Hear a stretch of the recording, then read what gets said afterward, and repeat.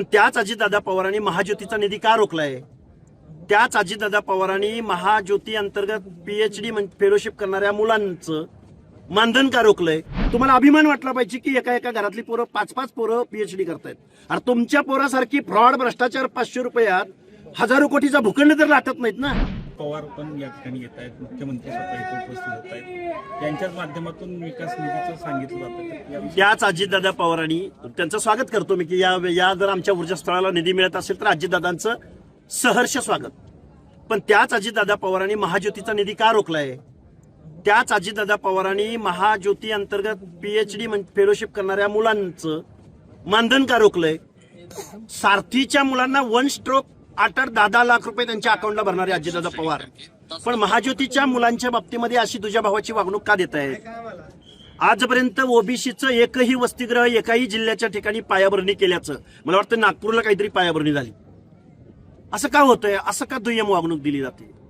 त्यामुळे ऊर्जास्थळावर येणं ही त्यांची जबाबदारी आहे. आम्ही त्यांच्यावरती जबाबदारी टाकलेली आहे.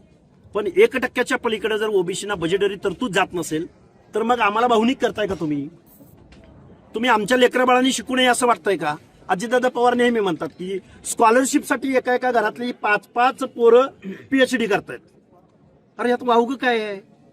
उलट अभिमान वाटला पाहिजे महाराष्ट्राचा उपमुख्यमंत्री म्हणून किंवा महाराष्ट्राचे केअरटेकर म्हणून. तुम्हाला अभिमान वाटला पाहिजे की एका एका घरातली पोरं 5-5 पोरं PhD करतायत.